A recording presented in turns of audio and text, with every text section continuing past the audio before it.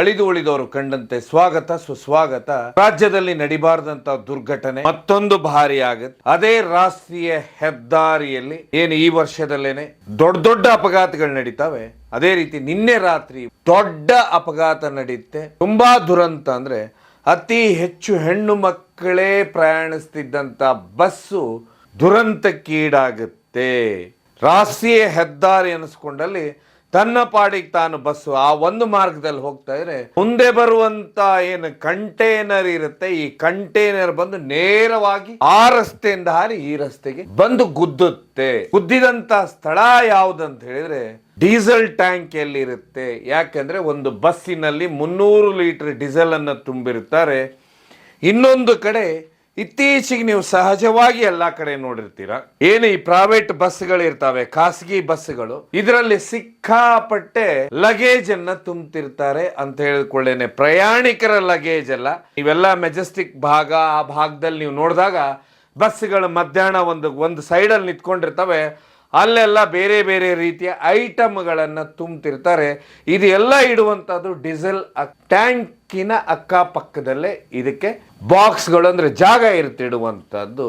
ಆ ಲಾರಿ ಆ ಡೀಸೆಲ್ ಟ್ಯಾಂಕಿಗೆ ಗುದ್ದುತ್ತೆ.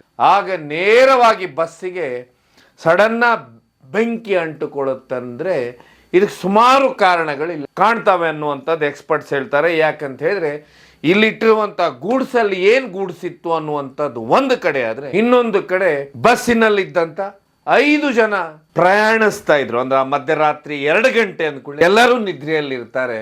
5 ಜನ ಸಜೀವ ದಹನ ಆಗಿದ್ದಾರೆ. 4 ಜನ ಹೆಣ್ಣು ಮಕ್ಕಳು, 1 ಮಗು.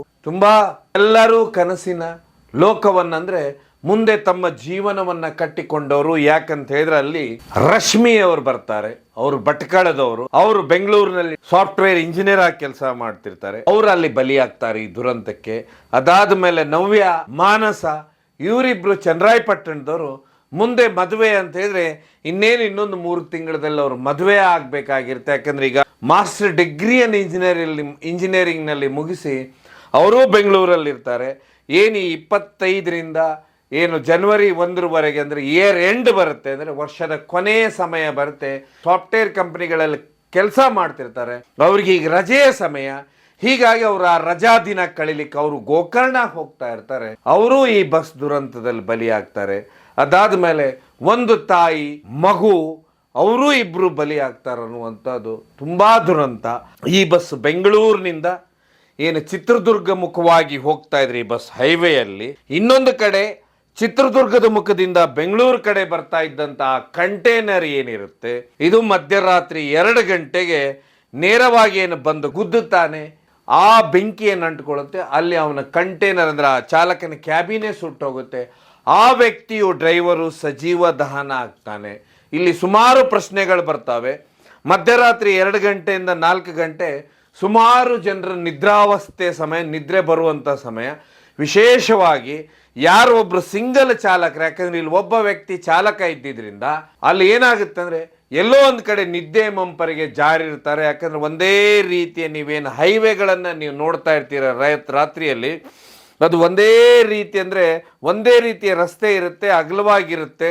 ಅಲ್ಲಿ ಮುಂದೆ ಆ ರಸ್ತೆ ನೋಡ್ತಾ ನೋಡ್ತಾ ಎಷ್ಟೋ ಜನ ನಿದ್ದೆಗೆ ಜಾರುವಂತದ್ದಿರುತ್ತೆ. ಹೀಗಾಗಿ ಬಹು ಎಚ್ಚರವಾಗಿರಬೇಕು. ಮಧ್ಯರಾತ್ರಿ 1 ಗಂಟೆ ಇಂದ 4 ಗಂಟೆ ಒಳಗೆ ಏನು ಪ್ರಯಾಣ ಮಾಡ್ತಿರ್ತಾರೆ, ವಿಶೇಷವಾಗಿ ಆ ಸಮಯದಲ್ಲಿ ಎಚ್ಚರ ಇರಬೇಕು ಹೇಳ್ತಾರೆ ಎಕ್ಸ್ಪರ್ಟ್ಸ್ಗಳು. ಅದೇ ರೀತಿನೇ ಇಲ್ಲಿ ಆ ವ್ಯಕ್ತಿ ನಿದ್ರೆ ಮಂಪರಿಗೆ ಜಾರಿದ್ನ ಅಥವಾ ಏನಾದರೂ ಎಲ್ಲಾದರೂ ಊಟ ಮಾಡೋ ಹೊತ್ತಿಗೆ ಹೈವೇಗಳ ದಾಬಾಗಳಲ್ಲೇನು ಮದ್ಯವನ್ನು ಸಿಕ್ಕಾಪಟ್ಟೆ ಸಿಗುತ್ತೆ. ಏನಾದರೂ ಮದ್ಯ ಕುಡಿದು ಡ್ರಿಂಕ್ಸ್ ಮಾಡಿ ಏನಾದರೂ ಬಂದು ಈ ಭಾಗದಿಂದ ಈ ಭಾಗಕ್ಕೆ ಹಾರಿ ಗುದ್ದಿದ್ನ ಅನ್ನುವಂಥದ್ದು ಈಗ ಪ್ರಶ್ನಾರ್ಥಕ ಚಿಹ್ನೆ. ಯಾಕಂದ್ರೆ ಆ ವ್ಯಕ್ತಿ ಸಜೀವ ದಹನ ಆಗಿದ್ದಾನೆ. ಇನ್ನೊಂದು ಬಹುದೊಡ್ಡ ಪ್ರಶ್ನೆಯಲ್ಲಿ ಬರುದಂತ ಹೇಳಿದ್ರೆ, ಈ ರೀತಿಯ ಆಕ್ಸಿಡೆಂಟ್ಗಳಾದಾಗ, ಯಾಕಂದ್ರೆ ನಿಮ್ಗೆಲ್ಲರೂ ಗೊತ್ತು, ಇತ್ತೀಚೆಗೆ ಹೈದರಾಬಾದ್ನಿಂದ ಬರುವಂತ ಬಸ್ಸು ಬೆಂಕಿ ಹತ್ಕೊಂಡು ಸಂಪೂರ್ಣವಾಗಿ ಸುಟ್ಟೋಗಿತ್ತು. ಬೆಂಗಳೂರಿನಿಂದ ಹೊರಟಂತ ಏನು ಒಂದು ಕಾರ್ ಇರುತ್ತೆ, ಆ ಕಾರ್ ಮೇಲೆ ಆ ಕಡೆಯಿಂದ ಬರುವಂತ ಕಂಟೈನರ್ ಅದ್ರ ಮೇಲೆ ಬಿದ್ದಿರುತ್ತೆ. ಅದಾದ ಮೇಲೆ ನಿನ್ನೆ ನಡೆದಂತ ಘಟನೆನು ಆ ಕಡೆ ಬರುವಂತ ಗಾಡಿ ಈ ಬಸ್ಸಿಗೆ ಗುದ್ದುತ್ತೆ. ಇದೇ ರೀತಿನೇ ನಾನೂ ಒಂದು ಅಪಘಾತಕ್ಕೆ ಒಳಗಾಗ್ತೇನೆ. ಕಳೆದ ವರ್ಷ ಮೈಸೂರು ಬೆಂಗಳೂರು ಹೈವೇಲಿ ಹೋಗ್ತಿರುತ್ತೆ, ನಾನು ಮೈಸೂರು ಕಡೆ ಹೋಗ್ತಾ ಇರ್ತೇನೆ, ಬೆಂಗಳೂರಿಗೆ ಬರ್ತಾ ಇರುವಂಥ ಗಾಡಿ ಓವರ್ ಸ್ಪೀಡ್ ಆಗಿರುತ್ತೆ, ಆ ಡಿವೈಡರ್ನ ಹೊಡೆದು ನನ್ನ ಗಾಡಿ ಹೊಡೆಯುತ್ತೆ. ಹೀಗಾಗಿ ನನ್ನ ಕೈ ಸಮೇತ 3 ಪೀಸ್ ಆಗುತ್ತೆ, ಕಾಲು 2 ಪೀಸ್ ಆಗುತ್ತೆ, ತಲೆ ಕಟ್ಟಾಗುತ್ತೆ. ಎಲ್ಲ ಒಂದು ಕಡೆ ಅದೃಷ್ಟವಶಾತ್ ತುಂಬ ಸೀರಿಯಸ್ ಆಗಿದ್ರೂ ನಾನು ಕೊನೆಗೆ ಬದುಕುಳಿತೇನೆ. ಯಾಕಂದರೆ ಒಂದು ಅಪಘಾತ ಆದ ನಂತರ ಆ ನೋವು ಅನುಭವಿಸೋದಿದೆಯಲ್ಲ, ಅದು ಅಪಘಾತಕ್ಕೆ ಒಳಗಾದವನಿಗಷ್ಟೇ ಗೊತ್ತಿರುತ್ತೆ. ಅದೇ ರೀತಿಯೇ ಇವತ್ತೇನು ರಸ್ತೆಗಳನ್ನು ನಿರ್ಮಿಸ್ತೇವೆ ಅಂತೇಳಿ ದೊಡ್ಡ ಮಟ್ಟದಲ್ಲಿ ಎಲ್ಲ ಕಡೆ ತೋರಿಸ್ತಾ ಇರ್ತಾರೆ.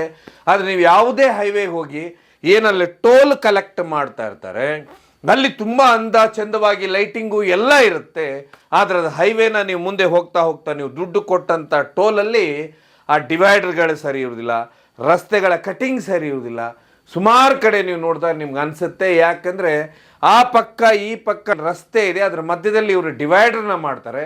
ಅದು ಹೈಟ್ ಆಗಿರಬೇಕು ಅನ್ನುವಂಥದ್ದಿದೆ, ಅದ್ರ ಮಧ್ಯ ಗಿಡಗಳನ್ನು ಬೆಳೆಸಬೇಕು ಅನ್ನುವಂಥದ್ದಿದೆ. ಯಾಕಂತ ಹೇಳಿದ್ರೆ ಆ ಹೆಡ್ಲೈಟ್ ಏನಿದೆ, ಹೈ ಬೀಮು ಲೋ ಬೀಮು ಏನು ಮಾಡ್ತಿರ್ತಾರೆ, ಅದು ಈ ಭಾಗಕ್ಕೆ ಬರುವಂಥ ಗಾಡಿಯ ಯಾರು ಚಾಲಕರು ಇರ್ತಾರೆ, ನಡೆಸ್ತಾ ಇರ್ತಾರೆ, ಅವ್ರ ಕಣ್ಣಿಗೆ ಹೊಡಿಬಾರ್ದು ಆ ಲೈಟು ಅಂತೇಳಿ. ಆದ್ರೆ ಆ ರೂಲ್ಸು ಫಾಲೋ ಮಾಡೋದಿಲ್ಲ.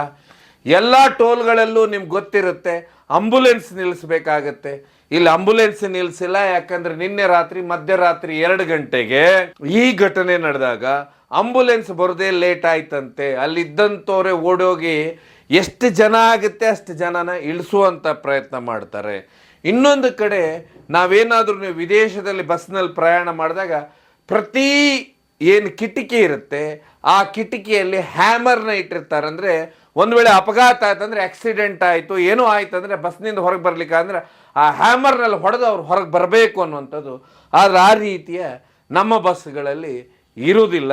ಇನ್ನೊಂದು ಕಡೆ ಒಂದು ಬಸ್ಸಿಗೆ 3 ರಿಂದ 4 ಬಾಗಿಲುಗಳಿರ್ತವೆ ಅಂತ ಹೇಳಿದ್ರೆ ಒಂದು ಡ್ರೈವರ್ ಎಕ್ಸಿಟ್ ಇರುತ್ತೆ, ಇನ್ನೊಂದು ಫ್ರಂಟ್ ಲೈನ್ನಲ್ಲಿ ಪ್ಯಾಸೆಂಜರ್ ಹತ್ತಬೇಕಂದ್ರೆ ಹತ್ತೋದಕ್ಕೊಂದು ಇದು ಇರುತ್ತೆ, ಅದಾದಮೇಲೆ ಹಿಂದೆ ಒಂದು ಎಮರ್ಜೆನ್ಸಿ ಡೋರ್ ಇರುತ್ತೆ. ಆದರೆ ಎಷ್ಟೋ ಜನರಿಗೆ ಆ ಎಮರ್ಜೆನ್ಸಿ ಡೋರ್ ಎಲ್ಲಿರುತ್ತಂತೆ ಗೊತ್ತಿರೋದಿಲ್ಲ. ಅದರಲ್ಲಿ ವಿಶೇಷವಾಗಿ ಸ್ಲೀಪಿಂಗ್ ಕೋಚಲ್ಲಿ ಅದನ್ನು ಸಂಪೂರ್ಣವಾಗಿ ಎಲ್ಲಿ ಪ್ಯಾಕ್ ಮಾಡಿರ್ತಾರನ್ನುವಂಥದ್ದು ಗೊತ್ತಾಗೋದಿಲ್ಲ. ಅದಕ್ಕೆ ಈ ರೀತಿ ಮಧ್ಯರಾತ್ರಿಯಲ್ಲಿ ಏನು ಗಾಢವಾದ ನಿದ್ರೆಯಲ್ಲಿ ಅವರು ಮಲಗಿದಂತಹ ಸಮಯದಲ್ಲಿ ಈ ರೀತಿ ಅಪಘಾತ ಸಂಭವಿಸಿದಾಗ ಎಲ್ಲಿ ಹೊರಗೆ ಬರಬೇಕಂತೆ ಗೊತ್ತಾಗೋದಿಲ್ಲ. ಇದೇ ರೀತಿಯೇ ನಿನ್ನೆ ರಾತ್ರಿ ಏನು ಮಧ್ಯರಾತ್ರಿ 2 ಗಂಟೆಗೆ ಅಪಘಾತ ಸಂಭವಿಸುತ್ತೆ. ಈ ಬಸ್ಸಿನ ಸಹಾಯಕ ಏನಿರ್ತಾನೆ ಅವನು ಸಡನ್ ಆಗಿ ಎಚ್ಚರ ಆಗ್ತಾನೆ, ಎಚ್ಚರ ಆಗಿ ಅವನು ಹೊರಗೆ ಬರ್ತಾನೆ, ಹೊರಗೆ ಬಂದಂಥವನು ತನ್ನ ಡ್ರೈವರ್ನ ಹೊರಗೆ ಎಳಿತಾನೆ, ಡ್ರೈವರ್ ಹಾರಿ ಹೊರಗೆ ಬರ್ತಾನೆ. ಅದಾದಮೇಲೆ ಏನು ಇನ್ನೂ ಉಳಿದಂಥ ಅಂದರೆ ಈಗ 5 ಜನ ಏನು ಡೆತ್ ಆಗಿದ್ದಾರೆ, ಇನ್ನೂ ಉಳಿದಂಥವ್ರು ಏನು ಈ ಗ್ಲಾಸ್ನಿಂದ ಹಾರಿ ಹೊರಗೆ ಬರ್ತಾರೆ. ಎಷ್ಟೋ ಜನ ಸಡನ್ನ ಬಾಗ್ಲತ್ರ ಹೋದಾಗ ನಿಮಗೆಲ್ಲ ಗೊತ್ತು ಪೂರ್ತಿ ಹೊಗೆ ತುಂಬಿಕೊಳ್ತಾ ಇರುತ್ತೆ, ಏನಾಗ್ತಿದೆ ಕತ್ಲಾಗಿರುತ್ತೆ, ಏನಾಗ್ತಿರುತ್ತೆ ಅಂತ ಘಟನೆ ಗೊತ್ತೇ ಆಗೋದಿಲ್ಲ. ಆ ರೀತಿಯ ಅಪಘಾತನೂ ಇಲ್ಲಿ ಸಂಭವಿಸುತ್ತೆ ಅಂದ ಕೂಡಲೇ ನಾವು ಯೋಚನೆ ಮಾಡಬೇಕು. ಇವತ್ತು ಏನಿಲ್ಲಿ ಸುರಕ್ಷತೆ ಅಂದ ಕೂಡಲೇ ನಾವು ಹೇಳ್ತೀವಿ, ಎಲ್ಲರೂ ಹೇಳ್ತಾರೆ ಸರ್ಕಾರ ಏನು ಮಾಡ್ತಾ ಇದೆ ಅಂದರೆ, ಹಾಗಾದರೆ ಸರ್ಕಾರದಲ್ಲಿ ಈ ವಿಭಾಗವನ್ನು ಯಾರು ನಿರ್ವಹಿಸ್ತಾ ಇದ್ದಾರೆ? ಯಾಕೆಂದರೆ ವಿಶೇಷವಾಗಿ ಇಲ್ಲಿ ಟ್ರಾಫಿಕ್ ಪೊಲೀಸರಿಗೆ ಸಂಬಂಧ ಬರುತ್ತೆ, ಅದಾದ ಮೇಲೆ RTO ಅವ್ರಿಗೆ ಸಂಬಂಧ ಬರುತ್ತೆ. ನೀವು ಕೇಳ್ಬೋದು RTO ದವ್ರಿಗೆ ಹೇಗೆ ಸಂಬಂಧ ಬರುತ್ತೆ ಅಂತ ಹೇಳಿದರೆ, ಈ ರೀತಿ ಪ್ಯಾಸೆಂಜರ್ ತೊಗೊಂಡೋಗೋ ಬಸ್ಸಲ್ಲಿ ಗೂಡ್ಸ್ಗಳನ್ನಂದರೆ ಸಿಕ್ಕಾಪಟ್ಟೆ ಸಾಮಾನನ್ನು ಹೇಗೆ ತೊಗೊಂಡೋಗ್ತಾರೆ, ಆಮೇಲೆ ಎಲ್ಲಿ ಎಂಟ್ರಿ, ಎಲ್ಲಿ ಡೋರ್ ಹತ್ತಬೇಕು, ಅಥವಾ ಎಲ್ಲಿ ಎಮರ್ಜೆನ್ಸಿ ಗೇಟ್ ಇದೆ, ಎಷ್ಟು ಜನ ಪ್ಯಾಸೆಂಜರ್ ಇದ್ದಾರೆ ಅನ್ನುವಂಥ ಲೆಕ್ಕ ಒಂದು ಕಡೆ ಆದರೆ, ಇನ್ನೊಂದು ಕಡೆ ಬರುವಂಥದ್ದು ಟ್ರಾಫಿಕ್ ಪೊಲೀಸರು ಏನು ಮಾಡ್ತಾರೆ ಅಂದರೆ, ನೀವು ವಿಶೇಷವಾಗಿ ಗಮನಿಸಿದಾಗ ಬೆಂಗಳೂರಂಥ ನಗರಗಳಲ್ಲಿ ರಾತ್ರಿ ಡ್ರಿಂಕ್ ಆ್ಯಂಡ್ ಡ್ರೈವ್ ಚೆಕ್ ಮಾಡ್ತಾ ಇರ್ತಾರೆ. ಅದೇ ನೀವೇನಾದರೂ ನಿಮಗೆ ಒಂದು ವೇಳೆ ಇದನ್ನು ಸ್ವಿಂಗ್ ಆಪ್ರೇಷನು ಅಥವಾ ನಿಮ್ಮ ಕಣ್ಣಲ್ಲಿ ಪರೀಕ್ಷಾರ್ಥವಾಗಿ ನೀವು ಚೆಕ್ ಮಾಡಬೇಕಂದ್ರೆ ನೀವು ಹೋಗಿ ನೆಲಮಂಗಲನೋ ಎಲ್ಲಾದರೂ ಹೊರಗೆ ನಿಂತ್ಕೊಳ್ಳಿ. ರಾತ್ರಿ 11:30 12:30 ಮಧ್ಯೆ ಎಷ್ಟು ಬಸ್ಗಳು ಅಥವಾ ಲಾರಿಗಳು ಹೊರಗೆ ಹೋಗ್ತಾವೆ ಬೆಂಗಳೂರು ಬಿಟ್ಟು, ಆ ಸಮಯದಲ್ಲಿ ಅದರಲ್ಲಿ 1 ಅಥವಾ 2 ಬಸ್ಸು ಅಥವಾ 2 ಲಾರಿಯಲ್ಲಿ ಡ್ರೈವಿಂಗ್ ಮಾಡ್ತಾ ನೀವು ಕುಡಿಯುವಂಥ ಸೀನ್ಗಳನ್ನು ನೀವು ನೋಡ್ತೀರಾ ಅಂತ ಹೇಳಿದ್ರೆ ಯಾರ್ಯಾರು ಯಾವ್ಯಾವ ರೀತಿ ಹೋಗ್ತಾರೆ. ಹೀಗಾಗಿ ಈ ಹೈವೇಗಳೇನಿದೆ ಇಲ್ಲಿ ಪೊಲೀಸರು ಡ್ರಿಂಕ್ ಆ್ಯಂಡ್ ಡ್ರೈವ್ ಚೆಕ್ ಮಾಡುವಂಥ ಅಭಿಯಾನಗಳನ್ನು ಮಾಡಿದಾಗಷ್ಟೇ ಸುಮಾರು ಅಪಘಾತಕ್ಕೆ ಕಡಿವಾಣ ಬೀಳುತ್ತೆ. ಇದಾದ ಮೇಲೆ ಹೈವೇಗಳಲ್ಲಿ ಎಷ್ಟು ದಾಬಾಗಳಿದ್ದಾವೆ, ಎಷ್ಟು ಯಾವೆಲ್ಲ ಅಂಗಡಿಗಳಿದ್ದಾವೆ, ಇಲ್ಲಿ ಯಾರು ಲಿಕ್ಕರ್ ಮಾರ್ತಾ ಇದ್ದಾರೆ ಅಂತ ಯಾರಾದರೂ ಇವತ್ತಿನವ್ರು ತಪಾಸಣೆ ಮಾಡ್ತಾ ಇದ್ದಾರ ಅಂತ ಹೇಳಿದ್ರೆ ಈ ಅಂಗ ಬಂದುಬಿಟ್ಟು ಎಕ್ಸೈಜ್ ಅವ್ರು ಮಾಡ್ತಾರ ಅಂದರೆ ಅದೂ ಯಾರಿಗೂ ಗೊತ್ತಿಲ್ಲ. ಅದರ ಅರ್ಥ ಏನಂತ ಹೇಳಿದ್ರೆ ಯಾವುದೇ ಅಪಘಾತ ಆದಾಗ ಸರ್ಕಾರ ಕ್ರಮ ಕೈಗೊಳ್ಳಬೇಕು ಅಂತೇವೆ. ಆದರೆ ಇಲ್ಲಿ ಬರುವಂಥ ಪ್ರಶ್ನೆ, ಸರ್ಕಾರ ಯಾವ್ಯಾವ ಈ ಸಂಸ್ಥೆಗಳು ಬರ್ತಾವೆ ಒಂದು ಸುರಕ್ಷತೆ, ರಸ್ತೆ ಸುರಕ್ಷತೆಯನ್ನು ಕಾಪಾಡೋದಕ್ಕೆ ಅವರನ್ನು ಎಚ್ಚರಿಸಬೇಕು. ಅದಾದ ಮೇಲೆ ಹೈವೇಗಳನ್ನು ನಿರ್ವಹಣೆ ಮಾಡೋರನ್ನ ಪ್ರಶ್ನೆನ ಕೇಳಬೇಕು. ಅದ್ರ ತುಂಬ ದುರಂತ ಅಂದರೆ ಇಲ್ಲಿ ಯಾರೂ ಈ ರೀತಿಯ ಪ್ರಶ್ನೆಗಳೇ ಕೇಳೋದಿಲ್ಲ ಅನ್ನುವಂಥದ್ದು ತುಂಬ ದುರಂತ. ಹೇಳಿದ್ರೆ ಈ ರೀತಿಯ ಅಪಘಾತ ನಡೆದಾಗ ಇದು ದೊಡ್ಡ ಮಟ್ಟದ ಚರ್ಚೆ ಆಗುತ್ತೆ. ನಾಳಿಂದ ಏನು ನಡೆಯುತ್ತೆ ಅನ್ನೋದು ಗೊತ್ತಾಗೋದಿಲ್ಲ. ಸೊ ಒಟ್ಟಾರೆಯಾಗಿ ನಾಳೆ ಎಂಬ ಕನಸು ಕಂಡಂಥವರು ಏನು ಬೆಂಗಳೂರಿನಿಂದ ನಿನ್ನೆ ರಾತ್ರಿ ಬಸ್ ಹತ್ತುತ್ತಾರೆ, ಆ ಬಸ್ಸು ನೇರವಾಗಿ ಅಂತ ಹೇಳಿದ್ರೆ ಇಲ್ಲಿಂದ ಶಿವಮೊಗ್ಗ ಹೋಗಿ, ಶಿವಮೊಗ್ಗದಿಂದ ಕುಮಟಾ ಹೋಗಿ, ಕುಮಟಾದಿಂದ ಗೋಕರ್ಣ ಹೋಗಬೇಕಾಗಿರುತ್ತೆ, ಅಥವಾ ಬೇರೆ ಬೇರೆ ಫಂಕ್ಷನ್ಗಳಿರ್ತವೆ, ಹೀಗಾಗಿ ಹೋಗ್ತಿರ್ತಾರೆ ತಮ್ಮ ಕನಸುಗಳನ್ನ ಕಟ್ಕೊಂಡು. ಆದರೆ ಈ ರೀತಿ ದುರಂತ ಘಟನೆ ನಡೆದಾಗ ಅಂದರೆ ಇಲ್ಲಿ ಯಾರೂ ಇದ್ದಂಥವ್ರು ತಪ್ಪು ಮಾಡಲಿಲ್ಲ. ಆದರೆ ನಾವು ಅರ್ಥ ಮಾಡ್ಕೋಬೇಕು, ಸುರಕ್ಷತೆ ಅನ್ನೋದು ಎಷ್ಟಾಗುತ್ತೆ ಸರ್ಕಾರದ ಮೇಲೆ ಇದೆ ಅಂತ ಹೇಳಿದ್ರೆ, ಒಬ್ಬೊಂದು ಬಸ್ ನಡೆಸ್ತಾ ಇದ್ರೆ ಒಬ್ಬರು ಚಾಲಕ ಅಂತ ಹೇಳಿದ್ರೆ ಆ ವ್ಯಕ್ತಿಯ ಕೈಯಲ್ಲಿ 40 ಜನರ ಜೀವ ಇರುತ್ತೆ, 40ರಿಂದ 50 ಜನರ ಜೀವ ಇರುತ್ತೆ. ಅದೇ ರೀತಿ ಒಬ್ಬ ವ್ಯಕ್ತಿ ಲಾರಿ ನಡೆಸ್ತಾನಂದ್ರೆ ಮುಂದೆ ಬರುವಂಥ ಗಾಡಿಗಳು ಯಾವ್ಯಾವ ಬರ್ತಾ ಇದ್ದಾವೆ ಅವ್ರದ್ದೆಲ್ಲ ಜೀವ ಅವನ ಕೈಯಲ್ಲಿರುತ್ತೆ. ಆದರೆ ಎಲ್ಲ ಕಡೆನೂ ಇಲ್ಲಿ ಏನಾದರೂ ಒಬ್ಬನಿಂದ ನಿರ್ಲಕ್ಷ್ಯ ಆಯ್ತಂದ್ರೆ ಏನಾಗುತ್ತೆ ಅನ್ನೋದಕ್ಕೆ ಈ ಒಂದು ದುರಂತನೂ ಘಟನೆನೂ ಕಾರಣ ಆಗುತ್ತೆ. ಈ ಬಸ್ ಹೈವೇಯಲ್ಲಿ ಚಲಿಸ್ತಾ ಇರುತ್ತೆ, ಇದು ಅದ್ರ ಪಕ್ಕದಲ್ಲಿ ಒಂದು ಸ್ಕೂಲ್ ಮಕ್ಕಳನ್ನ ತಗೊಂಡು ಹೋಗುವಂಥ ಬಸ್ ಹೋಗ್ತಾ ಇರುತ್ತೆ. 43 ಜನ ಆ ಬಸ್ನಲ್ಲಿ ಇರ್ತಾರೆ. ಸಡನ್ನಾಗಿ ಅದೇನಂದರೆ ಈ ಬಸ್ ಏನಿದೆ ಆ ಬಸ್ಸನ್ನು ಕ್ರಾಸ್ ಮಾಡುತ್ತೆ. ಕ್ರಾಸ್ ಮಾಡಿದಾಗ ಆ ಕಂಟೈನರ್ ಇಲ್ಲಿ ಬಂದು ಗುದ್ದುತ್ತೆ. ಗುದ್ದಿದಾಗ ಏನು ಈ ಸ್ಕೂಲ್ ಮಕ್ಕಳಿರುವಂಥ ಬಸ್ ಏನಿರುತ್ತೆ ಅದಕ್ಕೆ ಒಂದು ಭಾಗದಲ್ಲಿ ಅದು ಟಚ್ ಆಗುತ್ತೆ, ಅಂದರೆ ಡ್ಯಾಶ್ ಹೊಡೆಯುತ್ತೆ ಒಂದು ಕಡೆ.